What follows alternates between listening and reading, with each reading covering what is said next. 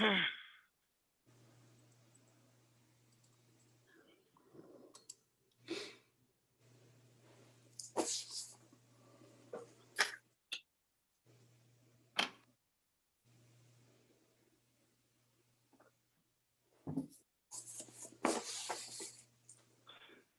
Ted, I just mailed you something and through the post office, so Oh, you'll get it next week? great. Okay. Yeah. All right, I'll, as chairman of the zoning board of adjustments of Northwood, call the meeting to order at 6:33 p.m.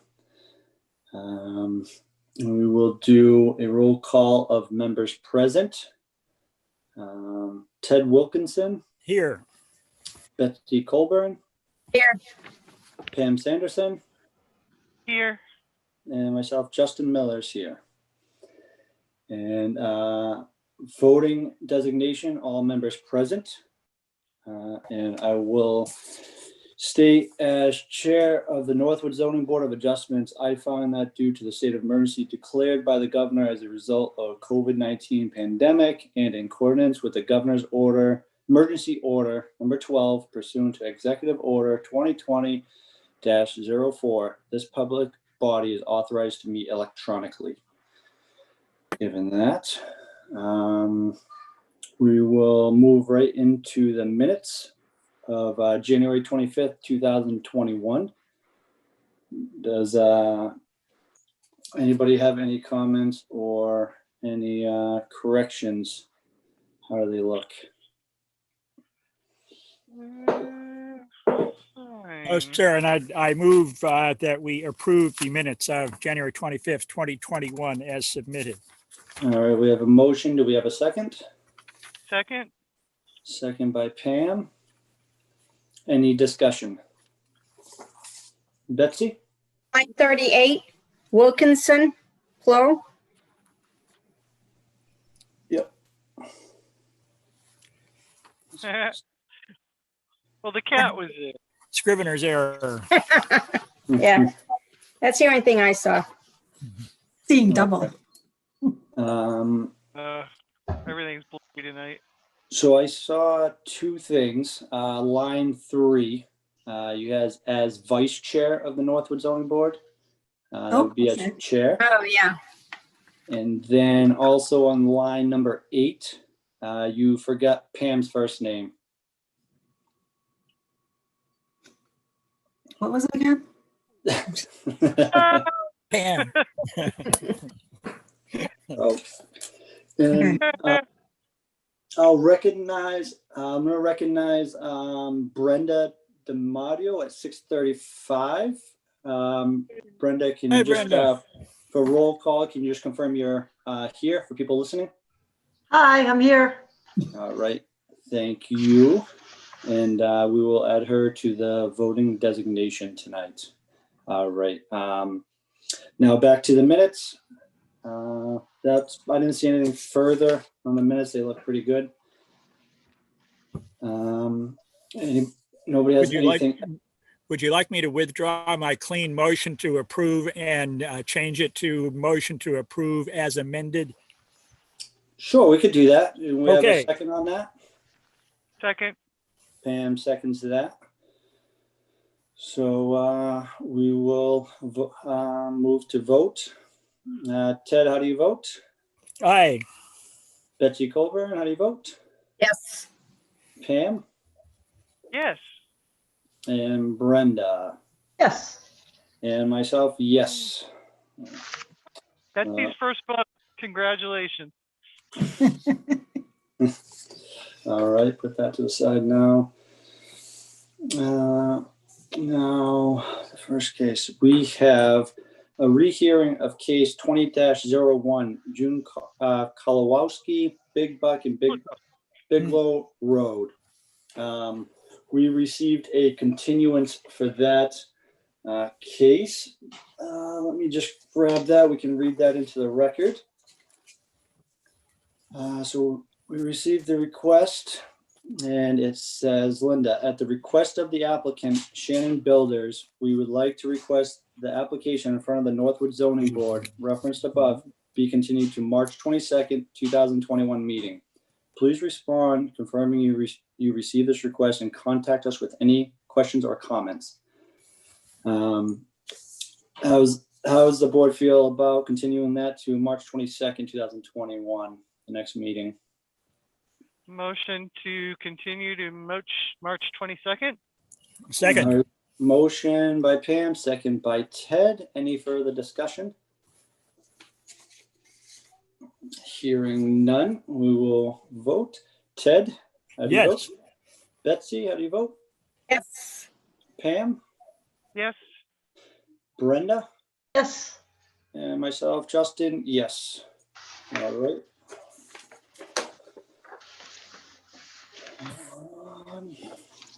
All right. Now we are moving on to new case 21-1, Kim Bonifant and Vince Eugene, 426 Bow Lake Road, map 105, lot 21. Applicant is proposing to build a year-round residential home and requests the following relief: a variance to Article 4B 2B for lot size that does not meet the zoning ordinance. Lot has 0.31 acres where 2 acres are required, and a variance from Article 4, Section B1, C1 for road frontage. Lot has 145 feet where 100 feet are required. I see Ms. Bonifant is here, and do we have Vince Eugene here? Yes. All right, and I see Kim. So, Chairman, Mr. yes, ma'am. Chairman, Mhm. if I could just add some comments before we get started on this case. I apologize for this being last minute, but I had something brought to my attention today regarding the case itself and the request for relief. As you can see from what you have, there are 2 requests for relief. One is for lot size not meeting the 2 acres, and the other is for road frontage. It's a few feet short of the required road frontage. However, and you will, for those of you who have opened your emails up in the last couple hours, I did send what I thought was a correction to note that this is a seasonal to year-round conversion. However, the denial does not specifically note that, nor is there an application. As part of her application, it does not specifically address the change in use from seasonal to year-round. So there's a couple of different ways you can approach it. You can look at the public notice, look at your denial, and make a determination on it. My recommendation is that you could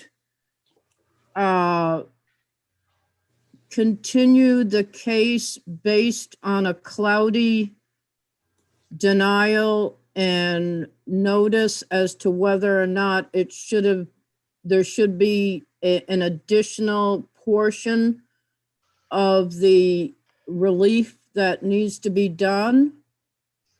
Or you could go ahead and look at it as if it was solely a request for lot size and road frontage, and for her to come back and ask for the change of use as a separate. However, there's a little bit of a concern with that because you would be addressing it tonight as if you had any questions, for example, about the septic system or how things fit on the lot, or anything that you might consider a concern of a seasonal to year-round conversion for lot size and road frontage. The cleanest way to do it, unfortunately, because it isn't specifically addressed as a use change, would be to continue the case and renotice and clean it up so it's correct.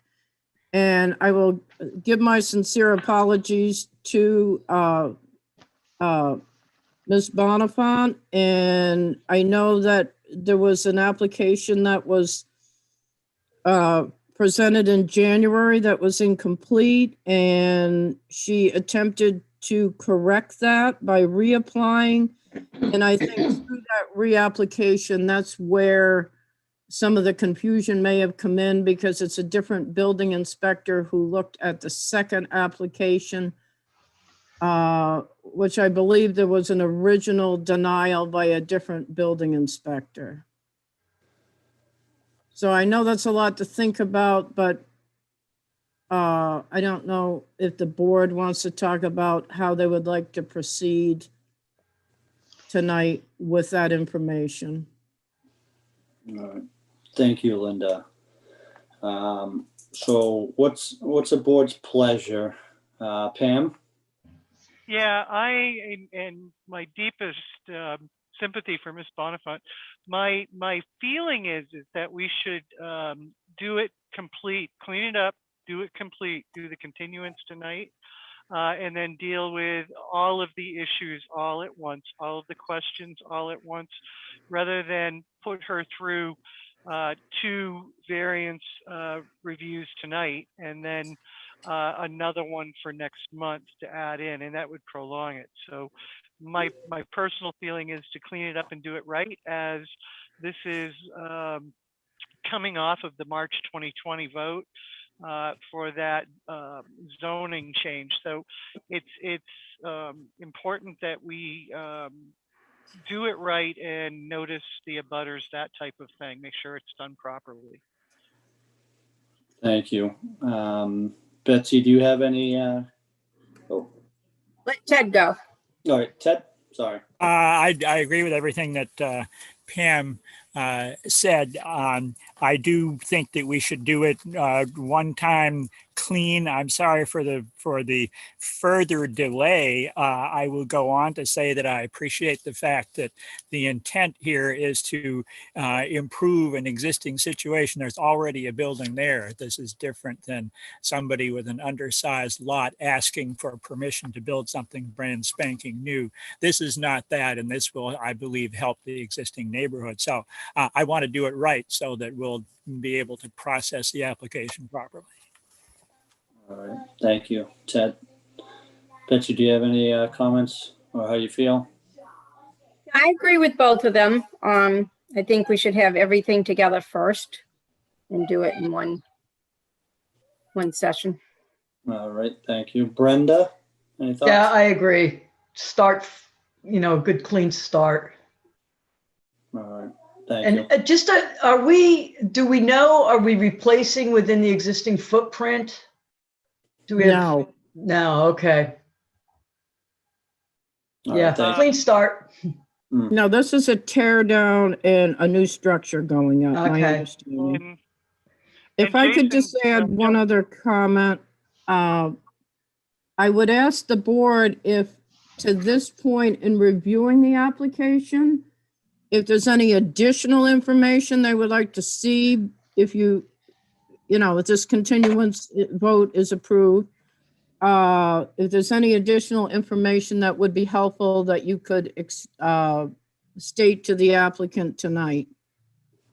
absolutely. All right, Justin, thank- did you have Justin, you had not spoken. Did you have input? Yeah, I mean, ditto to everything. I just think, honestly, just everything together is I just think it would just flow better, everything all at once, instead of just piecemealing it together. I just think it's just better off, yeah. I have a request for on additional information. I don't know if you can see. That's the site plan. Because it's so very, very tiny on paper, and I don't have a PDF or a digital on it. That would be great to have a digital copy so I could blow it up on the screen. I tried with my big magnifier and I could not do it. So I would really like to see that. And I had a question also on just non-conforming, and I just wanted clarity to make sure we weren't bumping into the, we've got a 50-foot well radius and whether or not 75-foot was required, but because this is an existing septic, whether that applies or not. So I just needed clarification and should say that now before moving forward. Right. Absolutely. Justin, Mm, a- yes. I would like to ask that when these are sent to us, they're on 11 by 17 so that we can see them. The print is too small. Can't read even the date on the septic plan. It's 8.5 by 11 is just too small. All right. Thank you, Betsy. And then Ted, did you can you think of anything by after reviewing that you might need some more information so they can just get it to us all at once with the continuum? I can't think of anything further right at the moment. I'm sure that they will submit any further information that they deem necessary between now and the rescheduled continued meeting. But thank you for asking. I'm good for now. Okay, thank you, Ted. So Linda, you would work with her to get the wording in whatever the application would have to be. Is that going to be 7D expansion? Yes, I will talk to both the applicants and our interim building inspector to get that clarified so That that would be all big the help. relief that they need is on the denial. That should be And the applicants will need to submit by the first of the month or as close as they can in this case, so that that new section could be notified within the required time restraint. right, because When I say new application, the new portion of the application. correct. Let's see. Other than that, Justin, I don't know if there's any abutters present, but they should know that if this is a continuance, that they would not be speaking tonight. All right. So as Pam stated, if there are any abutters, we won't be speaking tonight. Linda, you said it's going to be reposted, correct? Yes, the Okay, abutters will be re-notified. Typically, they would not on a regular continued meeting, but in this case, because that use needs to be applied for, they will be notified of the date of the meeting. And also just a note, if there are any abutters on tonight, that if they are unable to make the next meeting or choose to, rather than attend, they can always email or mail in comments of if they have any either concerns or support for the project. Thank you, Linda. So I'm just going to clarify. So Betsy, you're asking for 11 by 17 print of anything like the designs, if they could provide that. Okay. Anything that's on 8.5 by 11 that you can't read the fine print without a magnifier, I will not support. So I want something that I can look at without a magnifying page on top of it. All right, thank you. And Pam, you were seeing if you can get a digital copy. Yeah, And it doesn't matter. The 11 by whatever direction we're going to go in, 11 by 17 be fine, or for a PDF is great. something, okay. And then and Pam, you also had concern about the distance for the septic. Yeah, that was just a side question. Okay. Didn't do in the background. So looking at section 7C, Linda, you'd be more familiar with non-conforming. And section 7C3A. And just, I don't think it applies because you got a existing septic and well, but I was not sure. That would Hold on. be a decision of the building inspector. There is an existing septic in place. Mhm. And if it's existing with that reduced well radii, then, but on the other hand, it is a change of use and there is an expansion of the use from what's there. It's certainly a question that we can ask the building inspector for his thoughts on it. Yeah, it would be better to just ask in advance than to create it Right, down the road. Thank you. right. All right, great. I will do that. All it- right. Am I able to chat? Yeah, I was just about to come to you, Ms. Bonner. Oh, okay, okay. I wasn't sure if you were wrapping up. Yep, no. So I just have I appreciate all that information. I just have a couple of questions and concerns.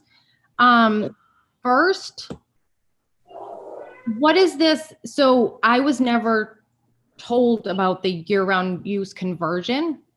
And so on February 1st, Linda had reached out to me and asked me to change on my application to put year-round use. So I did. So I'm just confused at why, like, I guess I'm just confused at what this is.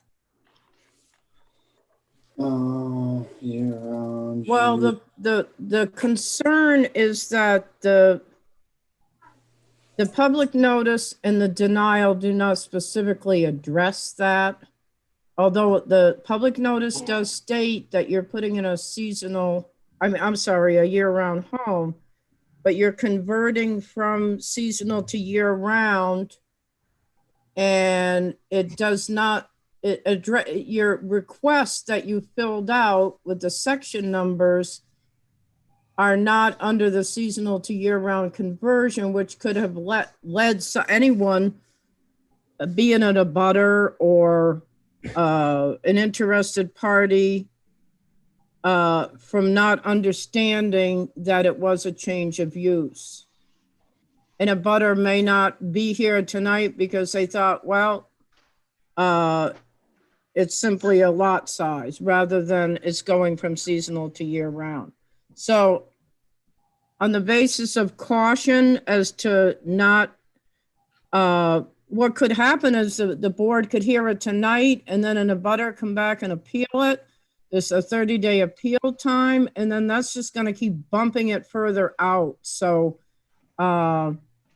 it's a lot cleaner to go with a continuance where you don't have that concern about what ifs later into the process.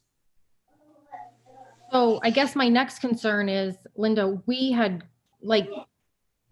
I had told you everything I was doing. I did exactly as you told me to fill everything out. So I'm just, wondering why is this just happening? Like, I'm just confused and a little bit frustrated. Okay, well, I'll answer it to the best of my ability, and I certainly apologize. Both of the land use staff is working remotely. We try to keep in touch with the building inspector best we can. The town has had several changes in building inspectors in the last couple of months. And unfortunately, it was brought to my attention today about the concern that the denial is not consistent with the application itself. The worst thing that's going to happen is you're going to be bumped out 30 days and everything will get cleared up. The real worst scenario would be to try to do it tonight and find out that the board did not act appropriately and then have to re-notify and just keep bumping it further into the future. or an appeal based on concerns about how it was noticed.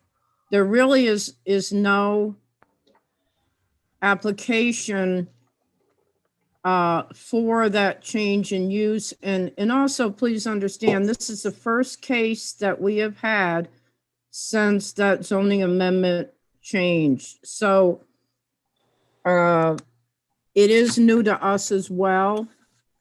And I can't, and I know you work very hard and we work together to try to make everything go the way it's supposed to, but I cannot tell you what to apply for. That's the responsibility of the property owner to know what relief they want to apply for. And I know that was, I did relay that as a concern about the seasonal to year round, but unfortunately it is more of a technical issue right now for the board to proceed. So is the concern more about an appeal from an abutter? Well, the concern is always for the board to act in a manner that is legally defendable. That's Oh, I what the get that. concern is. Okay. Whether or not an abutter appeals or not, their record is their record. And I think their desire to work with you is definitely, they've expressed that and they want to do it in a manner that's fair to both the town and to you. Right.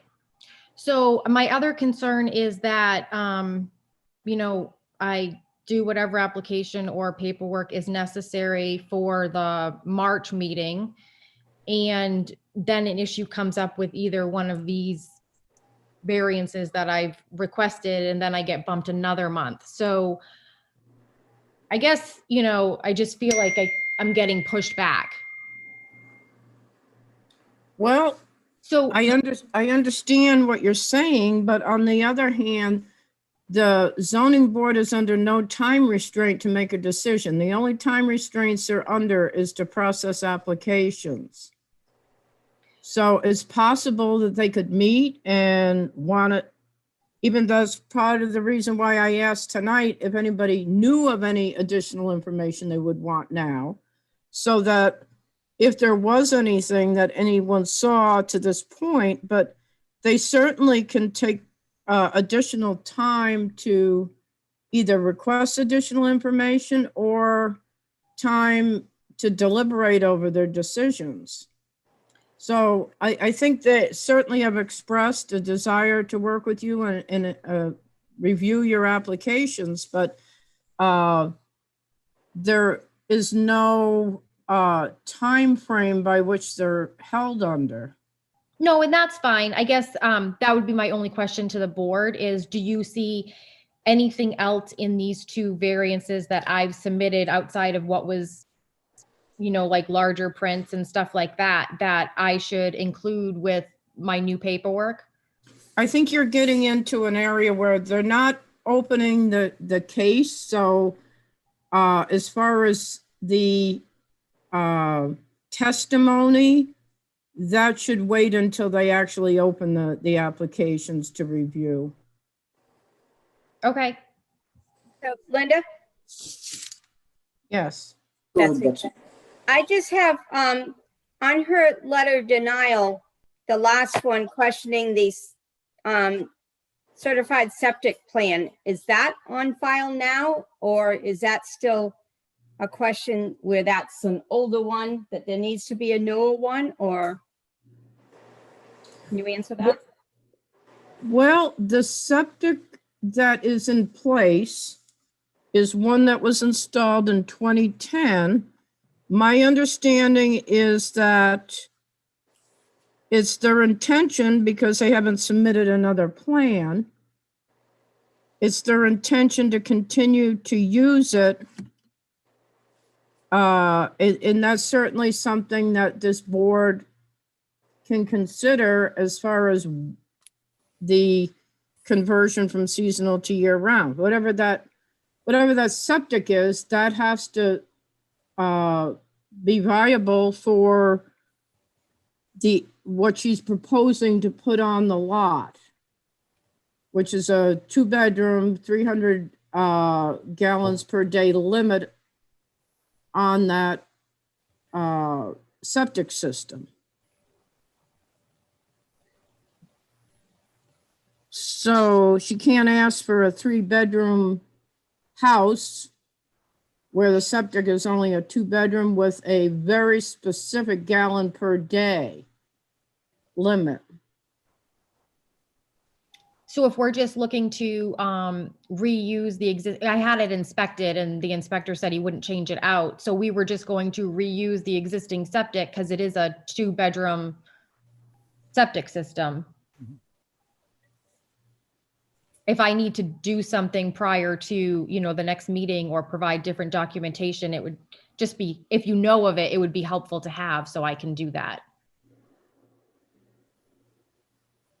Well, that's up to the board if they want additional documentation to show that I don't know what 300 gallons per day means. Does that mean one shower and one run of the dishwasher, or is it typical for a year-round home to have that type of a limit? I don't have the answer to that, but that's something certainly the board, if they want to have that type of information, they can ask for you to I would like provide to it. have that. And what would you like to have, Betsy? Yeah, I just want to clarification that is going to be sufficient for what you're proposing. Okay, so that the septic that's there. Yeah, clarification, yeah. Okay, so that the septic that is there is a 2-bedroom, year-round, normal, standard type of system.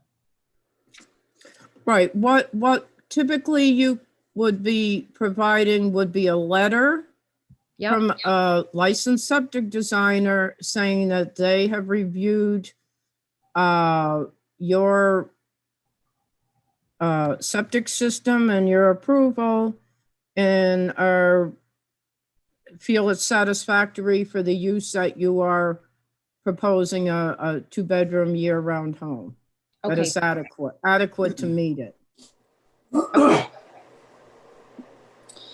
And then that would take care of that issue.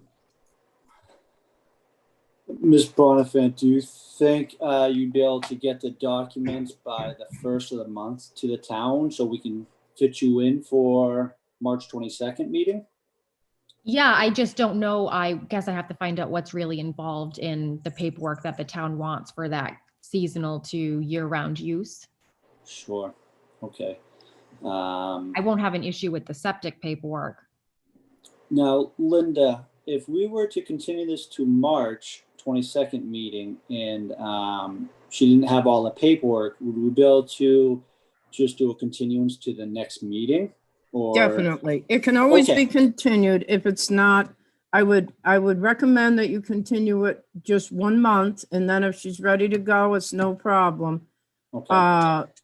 What I would be looking for, just so that she knows, is the section relative to the change in use of the seasonal to year round, to answer those questions that are in the application. It can be added to the application you have, and then whatever additional information that is been asked by the board. I mean, if that was a week later, that would be fine. We could email it to the members, and as long as they had it a week to 10 days ahead of the meeting, I think that would be fine. They can tell me differently, but as long as you've submitted the paperwork for the public notice and the abutters, then the rest, if it takes a few more days, that's fine. Okay, I don't see a problem with that. I will do my best to get it for you for March 1st. Yeah, that works. So at this point, looking for a motion to Now, are we just continuing case 21-1? Do we need a reason, Linda, why we're continuing case 21-1? No, you don't need it. Oh, okay. Well, you can give a reason, but you can just continue it based on needing to Another get more information, Okay, receive more information. all right. Well, let's Mr. look Chairman, for- based on the discussion to date and all the information that we've considered, I hereby move that we continue case number 21-1 to our March 22nd meeting. We have Second. a motion by Ted, second by Betsy. Any further discussion on 21-1? Hearing none, we'll go to vote. Ted, how do you vote? Yes. Betsy, Yes. Pam, Yes, Brenda, Yes. and myself, Justin, yes. Ms. Bonifant, we'll see you March 22nd, 2021. Thank you for showing up tonight, and apologize for the inconvenience. No worries. Thank Thank you. Thank you.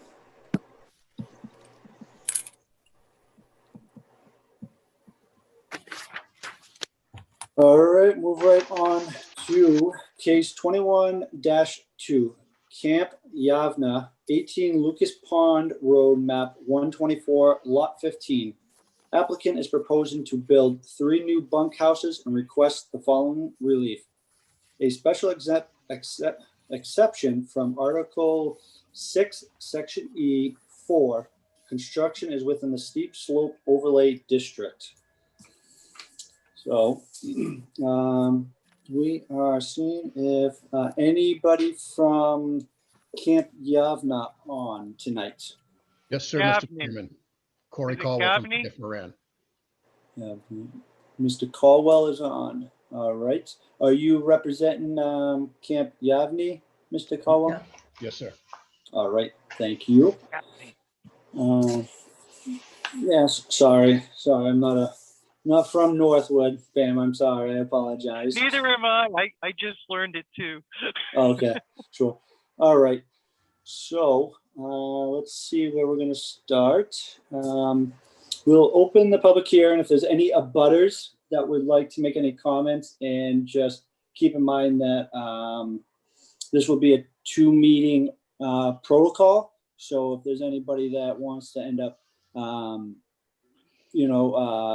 writing in or emailing, we can have those comments, but we'll open it up to any abutters that are currently on now. If you want to get my attention or raise your hand.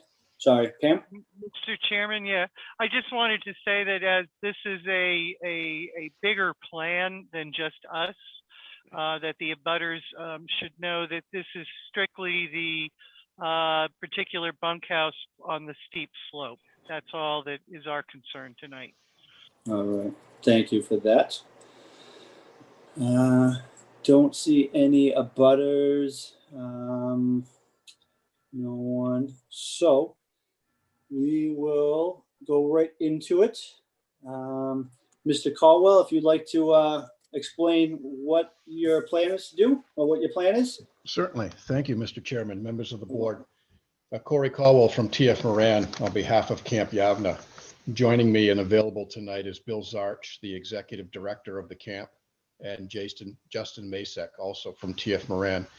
If we could, Mr. Chairman, I'd like the opportunity to screen share, and we can bring up drawings and You're all show, set. explain. You're all set for that. Thank you. Susan. We're going to bring up an overall drawing of the camp. Okay, I got that one. Can everyone see that? Yes. We also have some of these digitally, so that helps. So in an effort to spread out campers and reduce the amount of campers and staff per building due to the COVID pandemic, Camp Yavna is proposing to construct 4 new bunkhouses and an addition to the camp infirmary. Shown on the screen is an overall plan of the camp. It's approximately 56 acres in size. And shown in blue, if you could zoom in a little bit, Justin, are the 4 new buildings that are proposed. And to the north of that there's a blue addition to the camp infirmary. So give you a placeholder of where these new buildings in addition are going. Boys Bunkhouse B11 and the infirmary addition have been recently approved by the planning board. Girls Bunkhouse building G12, G13, which is almost right there where the cursor is located within the steep slope overlay district. Therefore, a special exception is required from this board, and thus our purpose tonight. Submitted with our application is a letter describing the project and 2 plans. The first plan is labeled S1, which is an overall plan. We're going to bring that drawing up, which is almost the same as the drawing that was previously up, but it doesn't show the buildings that have already been approved by the planning board. I want to focus your attention to that G12 and G13 building in the center of the screen in blue. So to give you kind of a layout of this site, again, we're about 56 acres in size. You can see, if you could zoom out just a little bit, Justin, you can see that New Hampshire Route 43 is to the north of the property. Lower Deerfield Road exists to the west, and Lucas Pond is at the south. The property is bounded on the east by the Lucas Pond Road. The tan and orange colors depicted on this plan represent the steep slope overlay district. The tan represents slopes of between 20 and 25%, and the orange represents slopes over 25%. Since this girls' bunkhouse, and we'll zoom into that bunkhouse again, please. Since this girls' bunkhouse is within 20 to 25% slopes, again, that tan area, with an area where those slopes are greater than 2,000 square feet in size, this special exception is required. Show you a blow up of that building on sheet C2, which is the second sheet that we submitted. This shows the building, that bunkhouse building, and you can see again the tan versus the orange. The tan is 20 to 25% slopes, and the orange is greater than 25% slopes. Initially, this building was proposed to be further to the west in that orange area. Upon reviewing the ordinance, we realized that structures are not allowed in that steep slope over 25%. So we've pulled that building out, placed it into this tan between 20 and 25% slopes and closer to the existing surrounding buildings. The bunkhouse is about 2,050 square feet in size, and it will contain showers and toilets. The bunkhouse contains a front porch, as you can see from the drawing, with access, and 2 other access doors on the north and the south side. And both those doors have stairs. Similar to all the other bunkhouses on the property, this bunkhouse will be constructed on concrete piers and not on a foundation. What that does is the ground actually exists underneath this bunkhouse. The piers have much less impact because you're only drilling a hole for a concrete sonotube, then filling those with concrete, and then building the floor on top of those concrete piers. Our total permanent disturbance within the steep slope overlay district is 1,900 square feet. Temporary disturbance necessary for the construction of the bunkhouse is about 800 square feet. That's within the steep slope district. The improvements associated with construction of this bunkhouse include gravel access pathways, installation of private utilities. There will be water lines, electric lines, etc. Minor grading around the bunkhouse and some tree removal. Now, just to put it in perspective, 20% slope is, if you were to picture wherever you're sitting, picture a wall approximately 20 feet, and then picture the floor 1 foot lower than it is. That's a 20% slope. So it's not very steep. It's 1 in 20. Imagine, to put it in a different perspective, if you were to go out 100 feet, you would only be dropping 5 feet in elevation. So although classified in your ordinance as a steep slope, a 20% slope is rather gradual. 1 in 20 feet is not extremely steep.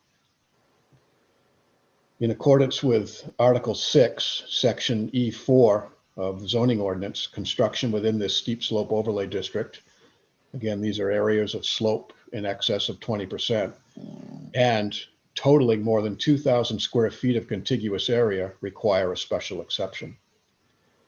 There are 5 criteria to be satisfied for construction activity within the steep slope overlay district.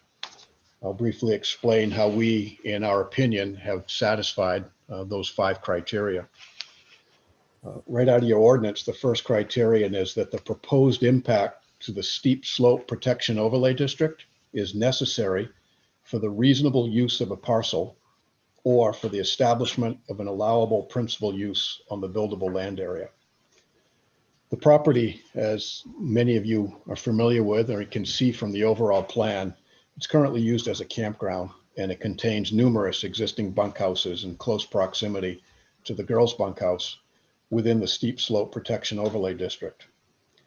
Again, this bunkhouse and the others are needed to reduce the amount of campers per bunkhouse. There is no increase in campers going on this site. It's just in an effort to spread them out. So making up the numbers, if there were 20 per bunkhouse currently, there would be probably in the realm of 12 to 15 in the new bunkhouse. It's to really separate so we can get some space between the campers inside this bunkhouse. The location here was chosen in an effort to keep girls' bunkhouses closer together and to provide separation from the boys' bunkhouse. So could this bunkhouse be built somewhere outside this steep slope? Probably, but that would put it in the vicinity of the boys' bunkhouses. And keep in mind, many of these campers are adolescents and teenagers, and keeping them separate is key. The proposed bunkhouse will also be raised off the ground by posts, and it's located 590 feet from the shores of Lucas Pond. For these reasons, we maintain that this proposed bunkhouse is considered necessary for the reasonable use of this parcel and does not negatively affect the community, the abutters, or nearby water bodies. Excuse me, Mr. Caldwell. I'm going to stop you there for 1 second. I'm going to see if any members have any questions or anything before we jump into these 5 questions, the 5 criteria. Okay. And then what we'll do is we'll come back to the 5 questions. All right. Sure. Susan, do you mind just getting back to or whoever screen sharing, just so we can get back to all the members and we can kind of go through, see if anybody has any questions or concerns. Yeah, they just need to stop. Oh, there we okay. go. Thank you. Just a quick question. Yes, ma'am. He was going down through the 6E4 exception criteria, and he was going down through ABC. Did you on D and E? You were saying that it was like 800 square feet disturbance during construction, which would be, Yeah, 800 square feet of temporary disturbance. Like tab 3. temporary. Okay, and then That's where you can access like chat and stuff. If you hit the ellipses, you can see the chat window.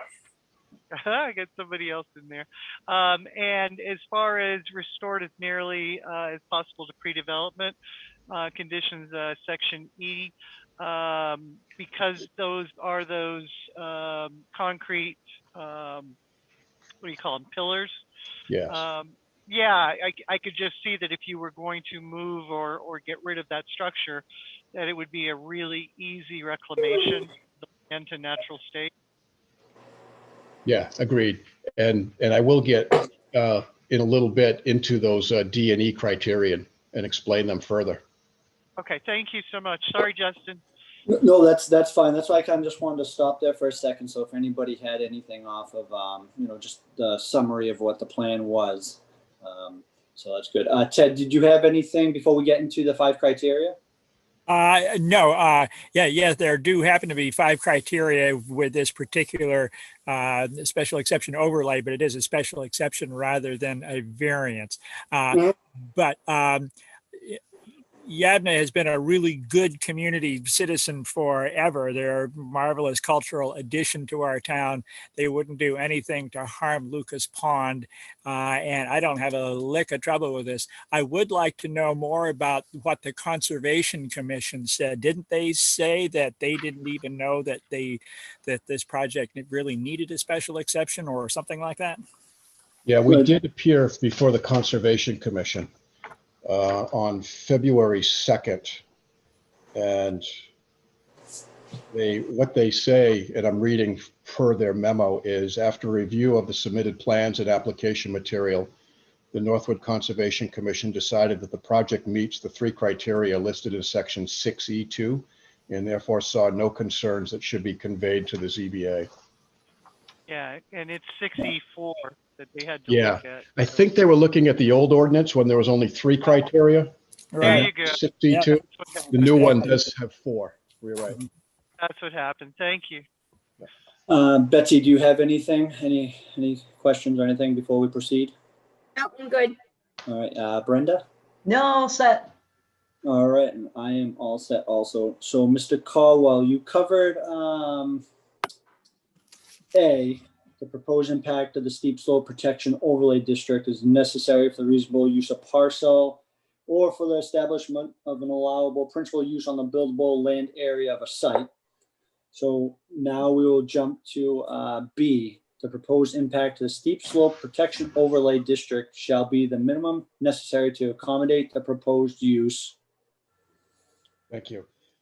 Again, the reasoning is this bunkhouse, it's going to be lifted off the ground and supported by these posts, and which it's not going to have foundation walls and foundation footings. This design eliminates the need for basement excavation. It minimizes ground disturbance. Also, the stairs, all 3 staircases going to the buildings will be elevated on these concrete piers as well, which is going to cause, minimal impact to the underlying area.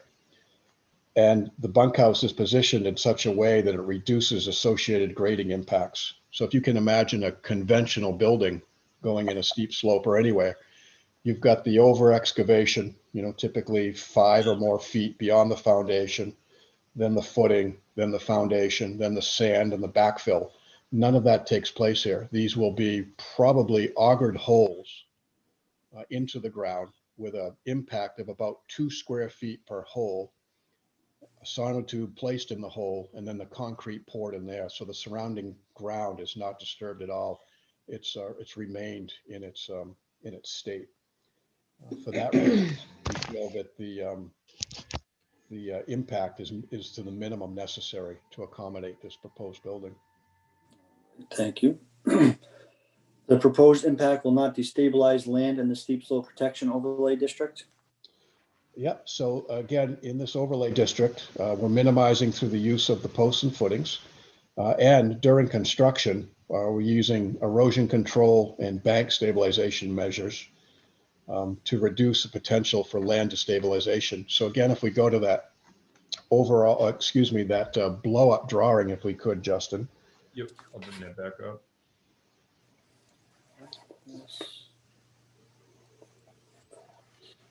So you can see, let's just stay on that for a second, Justin. This is a picture of one of the bunkhouses out there, and you can see the lattice below the floor. Inside that lattice is the ground. You can see wooden posts in the bunkhouse that sit, inside that lattice that will sit on concrete piers on the ground. So all the buildings out there are very similar to this. There's no excavation. There's just a drilling for the holes. And on the back side of that, you can see a concrete block pier. These piers will probably be poured in place in sonotube, but those concrete blocks,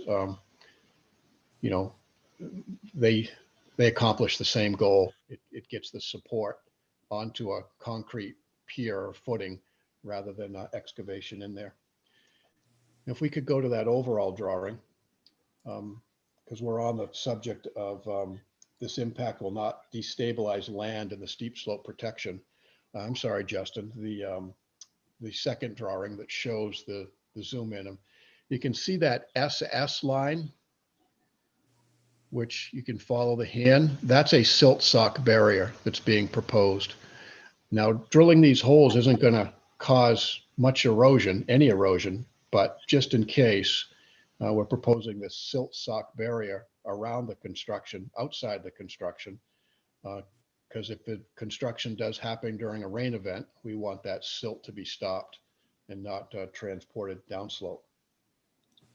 So that silt sock, and then the other method that's really going to help or not destabilize the land is once those holes are drilled, there'll be underneath that building, it'll be placed with probably a stone or a mulch, such that you're not going to have a lot of vegetation inside the latticing, and we don't want rain to wash inside that latticing and wash the soil away. So it'll either be stone or a mulch to prevent erosion where vegetation can't grow inside the building. So for those reasons, and implementing those methods, we're not destabilizing the land in this steep slope area. All right. And then suitable provisions shall be made for the prevention of erosion and for the control of runoff during construction and site work. Yep. I guess I touched on that a little bit in C. Slope stabilization measures that we're implementing are the mulch of the stone in the building, the silt sock barrier. They're also going to be maintained in good working order during construction. And just like to point out that the closest water body to this building, Lucas Pond, is 590 feet away. So erosion is being, I kind of blended C and D together. I apologize, but erosion is being prevented through the methods previously described. All right. E, the steep slope protection overlay district shall be restored as nearly as possible to pre-development conditions with such permanent improvements as necessary for the prevention of erosion and control of stormwater runoff. Yep. So again, the mulch or the stone is going to be used to stabilize the land underneath the bunkhouse. As a result of this, the overlay district will be restored, more nearly to pre-development conditions where the potential for erosion is minimized and existing drainage patterns remain unaltered. Consequently, if this was on a foundation, you'd have excavation in that steep slope, which would make the slope even steeper, which would require the use of retaining walls, probably, which would be even more impact. And simply by not altering that ground, other than where these footings goes, the permanent improvements aren't going to destabilize the bank nor cause erosion. So all of it together, the piers, the silt sock, the mulch or the stone, we're only removing vegetation to the tree line as shown, which is about, I believe it's about 5 to 10 feet off the back of the building where the hand is. The rest of the vegetation is going to be maintained. That also is going to help stabilize this bank and to be restored as nearly as possible to its existing condition. So very little vegetation removal, very little ground disturbance. These buildings are on piers. For those reasons, we feel that it's not a detrimental impact to the steep slope.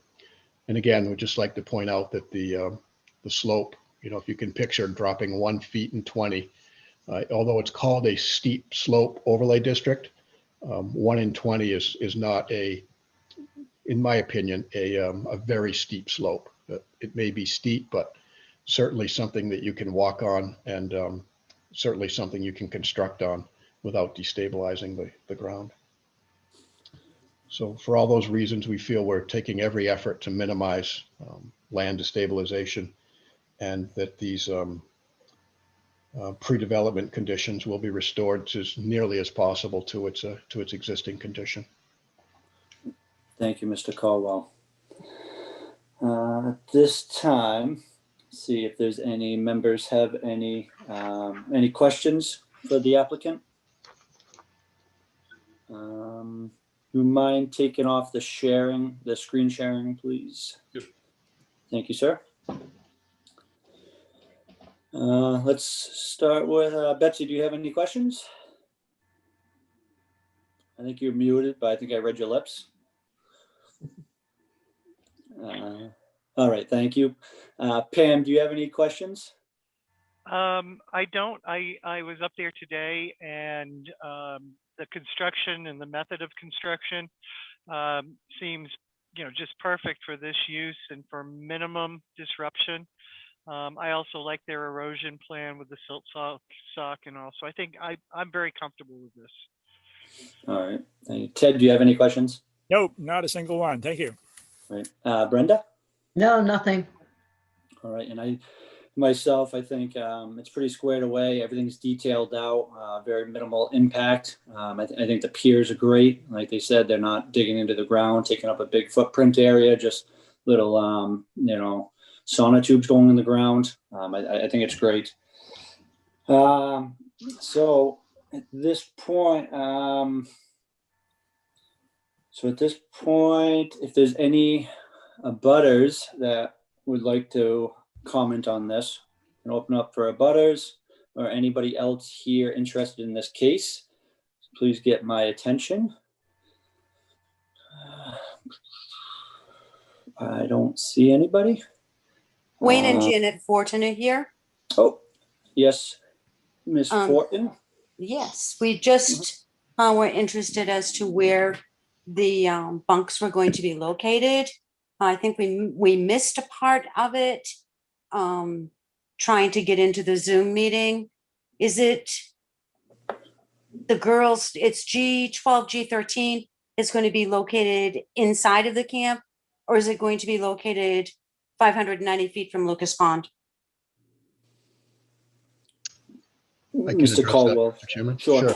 The answer to your question, Ms. Fortin, is both. It's the new bunkhouse is right in the middle of the camp, and right beside girls bunkhouse G7 and G8, and it's 590 feet from Lucas Pond.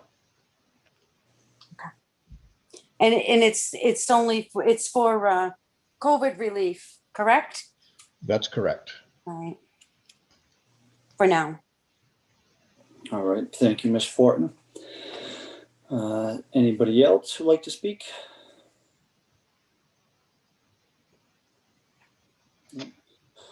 Well, at this point, I don't hear any other comments from the public. As I said to you, Mr. Caldwell, because of the electronic format, we do 2 meetings. So it gives anybody else any other public comment and maybe to review any other documents, submitted with this application. So I don't know what the board's pleasure. Would you like to continue it to the March 22nd? That would be, we have that put 3 cases on March 22nd. I'm looking at this. This one's pretty simple, but we do have that continuance, and then followed by the other continuance we did tonight. I think that's going to be a busy night. But I don't know, what's the board? Does anybody have any pleasure? I hate to hold the Camp Yavna up, pushing it off even further, but anybody have comments on it? Well, I agree that it should be a fairly simple thing to handle. So I have, since we apparently do have to postpone it to allow for further input, I don't have any problem postponing it or rescheduling or whatever we call it to March the 22nd. I know there will be other things happening then, but yeah, this is a really good application. And so I think it won't take much time. All right. Yes, Betsy? So in that case, could it go on first, where it's a fairly quick one? How do you usually do that? Linda, could you speak on that? Do you mind? Well, usually we do them in the order that that they have been submitted in, but there's nothing to stop the board or the chairman from rearranging your agenda. I think that's certainly a reasonable request. Yep. This is a special exception, not a variance, which is a matter of have they met those items in the zoning ordinance to your satisfaction? And I think you can easily process this one at the front end of the meeting. Good. All right, thank you, Linda. So motion to special exception, the special exception to go first on March 22nd. We got so Pam, that was a motion to continue case 21-2 and put it first on the agenda for March 22nd, 2021, correct? Oh, wait a minute. Before you, could you make it the first? Well, you can, the other case should be first, the rehearing, because our attorney will be present. Right. Okay, sure. Right. Yeah. All right. Because he charges more than TF Moran does. But it's been a very good presentation tonight. I appreciate it. We can't go first. All right. So just looking for a motion for case 21-2. Pam, To be continued until March 22nd? Yes. So moved. Yeah. Motion. Betsy, did you second that? Or, Yep. Okay, Ted, motion, Betsy, second. Any further discussion? I figure we can just work with town staff and they can, I think they understand where we'd like to see that on the agenda. So I think Linda and Susan can take care of that for us, if they wouldn't mind. Sure thing. So I don't hear any further discussion. Ted, how do you vote? Yes. Pam? Yes. Betsy? Yes. Brenda? Yes. And myself, Justin, yes. So thank you, Mr. Caldwell. We'll see you March 22nd. Thank you, Mr. Chairman, members of the board. Appreciate your input. You're welcome. Thank you. Thank you very much. Really appreciate it. You're welcome. Thank you. All right. Moving right along. Any internal business? What time will we meet next meeting in advance? Well, I'd like to do 45 minutes. Just because it usually takes a few minutes just to get the discussion going, and anybody has questions or. So the way we can do it, instead of doing two separate meetings, is I can schedule, I'll notice it for 6:30, but we could start earlier. And it'll just be the board and then the attorney. Does that sound good?